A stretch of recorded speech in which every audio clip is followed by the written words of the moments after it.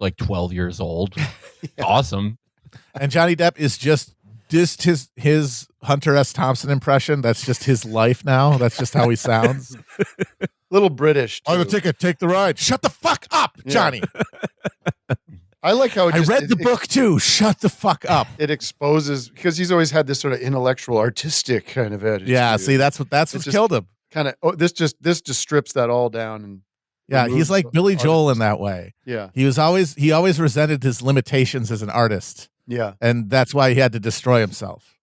He wasn't able to be like, yeah, I'm a good actor, and that should just be enough. Find meaning elsewhere. It's like, no, he also has to be a tortured artist and a fucking musical genius and a poet it's like, dude, just be an actor. Relax. Read your lines. Sit by the pool. Yeah. You'll be fine. I don't know if I mentioned this on the show. It's like, it's okay that you couldn't write compelling symphonic pieces. He's a good pop songwriter. Madison Square Garden. Please stop drunk driving around fucking Long Island. You're going to get somebody hurt. I don't know if I said this on the show before, but I actually met Johnny Depp and Hunter S. Thompson when I was 16. I went to a book signing for Fear and Loathing in Las Vegas. And don't really have any Johnny Depp story from that, but Hunter S. Thompson did stab my hand with a collapsible novelty knife. Wow, that's cool. Yeah, so touched by greatness, touched by the great man. All right, so moving on from the Depp Heard trial, we got more election news to suss out, and we've got here, Tim, you're a Pennsylvania guy, right? Oh yeah. So we got the big news out of Pennsylvania. We got Fetterman. Fetterman won his primary, which begs the question. It's thrown the world of Democratic politics into a tizzy. Everyone's wondering, is this the new formula to win? And what they mean is the new formula to win finding the largest men in the country and running them under the Democratic ticket. Yeah, that's it. It's just big guys. You got to look like the bounty hunter from Raising Arizona. Yeah, Randall Texcott for president. Randall, yeah, thank you. It's wild. Guy. They apparently have data where they tried to image test on Fetterman and see can we make him look like a dangerous left winger who Democrats will either find too extreme or not electable. Either way, they don't like socialists. They don't like any of that stuff. And they tried it on him, and they were just like, but look how big he is. He's so big. He's so big and strong. You don't exactly look like your average everyday politician. I'll tell you that much. If this is what works. People are salting Amazon, salting Walmart or whatever. Starbucks. That's good. Also, salt the WWE. Get large men. Get huge dudes. Get the Big Show from WWE. He's like 8 feet tall. If he just declared to be president, if he just said I'm running for president, there would be a general acclamation. We wouldn't even have an election. Pick guy you can. I'd also maybe not just large men, but just pick any guy in pavement. People that just don't look like fucking politicians in suits. Yeah. Have them show up in t-shirts and jeans. I think that we not like Fetterman, or what? Do we like Fetterman or not like? Because he seems good, but then is he sort of weird on some things? He's 9% better than a regular Democrat. Yeah, he's fine, I guess. He's pro weed legalization. He's slightly better on organized labor than some things. Mm-hmm. His real ace in the hole is just completely avoiding breaking bipartisan consensus on foreign policy. He just completely avoided that. Which, in retrospect, that may have turned out in his favor. But it also means you're really not going to get anything special there, probably. Right. No, no one senator can do anything. I think we've learned that pretty well. Yeah. Right. I guess the other thing of note about Fetterman is that he had a stroke the day of the election and voted in the hospital. So, CIA stroke gun, is it real? I don't know. You do the math. You add it up. I think they tried to do it, but they just didn't calibrate for his size. Yeah. They were the stroke gun was calibrated for a Connor Lamb size man, and they shot it at Dan Fetterman, and it just sort of gave him a minor embolism. But he's back at it. Ready to serve the great Commonwealth of Pennsylvania. Is there polling that shows him versus one of the other? Does he have a chance in the general election, or is it crazy to think about that? I think he'll I don't know anything, but I would bet on him. I would bet on the Democrats in Pennsylvania.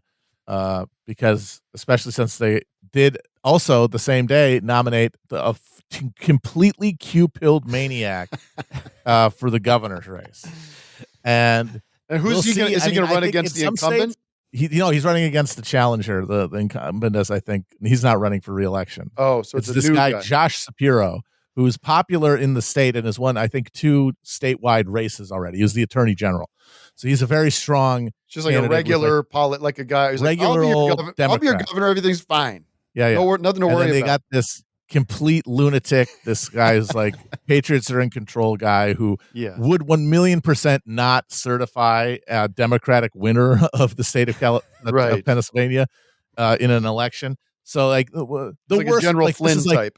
Yeah, the nightmare scenario for people who love American democracy so much that they like to kiss it and marry it. Yeah.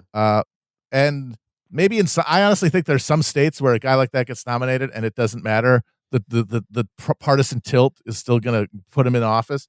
But I don't think Pennsylvania's there yet. Right. I think he's going to drag down the Republicans. Although, who knows? Dr. Oz is very famous and been on television. Well, let's talk about him. Also, he might not get it. Dr. Oz, he might not get it. Well, votes are still being counted. There's no more pathetic. Like I've followed it very tangentially, but the Oz stuff is some of the most pathetic, embarrassing shit I've ever seen. The hunting and the posing with Trump.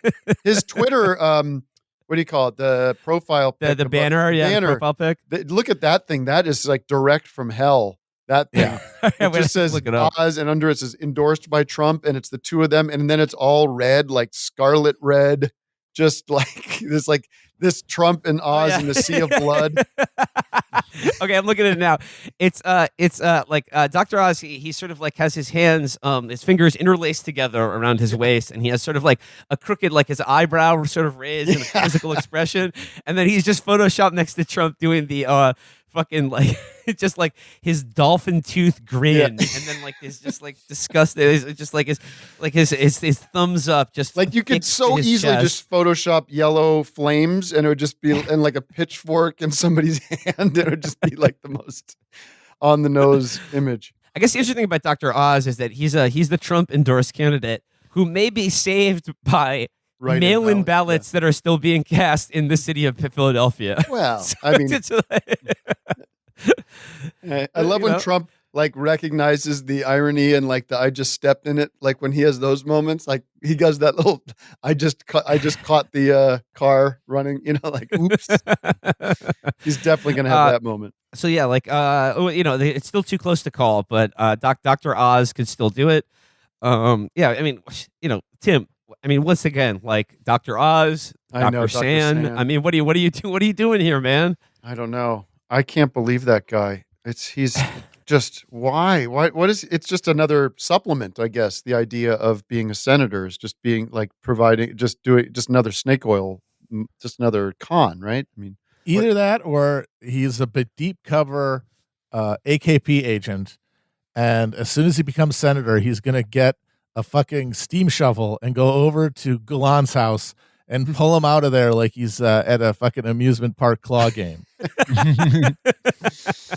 And then trap him to a rocket and send him to Ankara.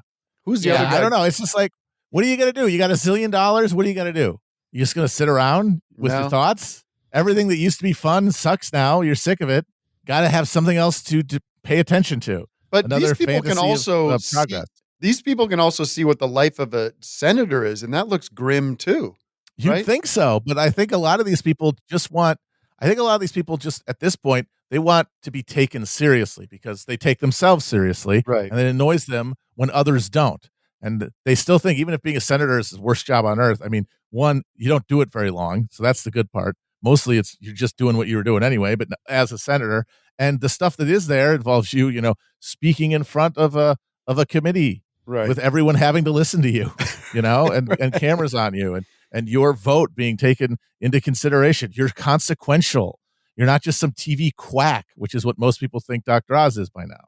Did you see the clip of the guy? This blew my mind. And there was obviously the George W. Bush slip up, right? That was, oh my God. So oh my God. The fuck onto us. My God. Sorry, I'm jumping the gun there, but, and you can get into that if you want, but the one, it was like right on the same timeline, but there was this, it kind of felt like they belonged together, these two clips, but it was the DA from Pennsylvania And it was the middle of a press conference about something, and they asked him about terrorism with the Buffalo. It was the New York DA. Somebody, I think it was a New York State DA or whatever. But they asked him about terrorism for this shooting in Buffalo, and he goes, "Look, terrorism to me is planes flying into buildings. Okay, I'm from downstate. This was murder." And then he goes immediately, like, this is something I would say. He goes, and maybe it is terrorism. Okay.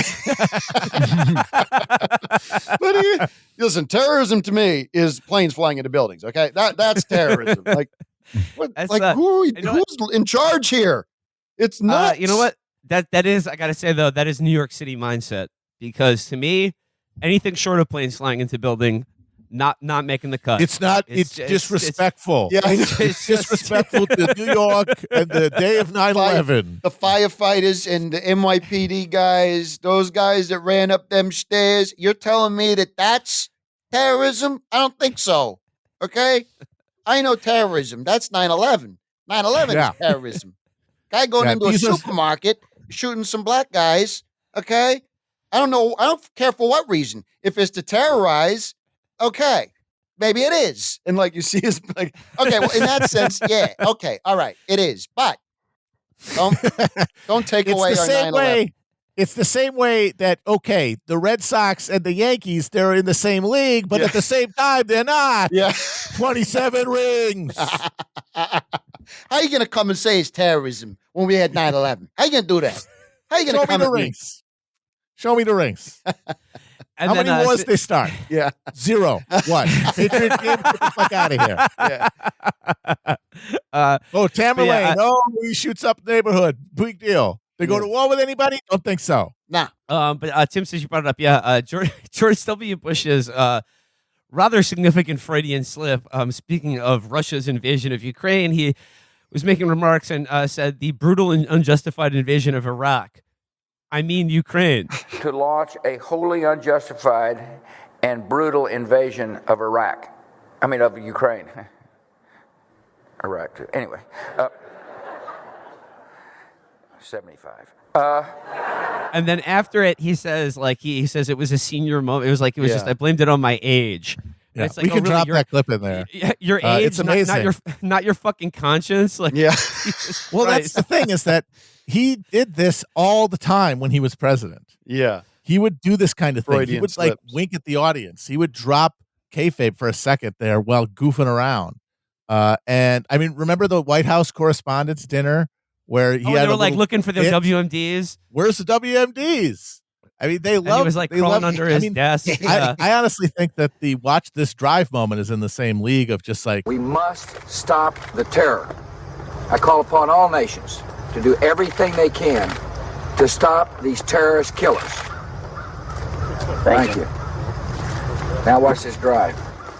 He's telling you how little he gives a shit about this. Right. He's telling you how little he really believes in this like fantasy, civilizational conflict that he sold you, that he was able to go, we must not stop until we hunt down these terrorist killers. Now watch this drive. Yeah.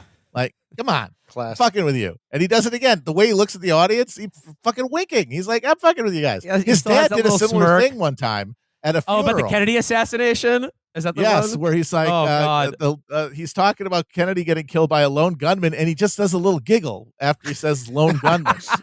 The creepiest thing about that clip, though, is the roar of laughter in the room. Oh, yeah, they're all having a great time. Yeah.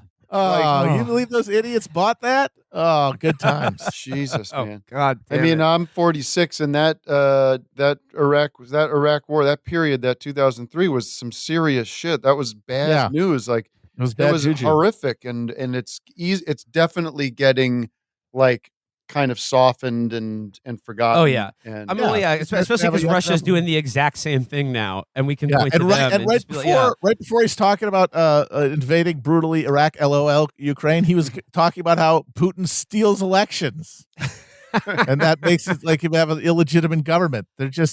They're dabbing on us, is what they're doing, and they're having a good time. It's another deal where if you're the retired president and you're you can still have power if you want to behind the scenes, but your public facing days are done.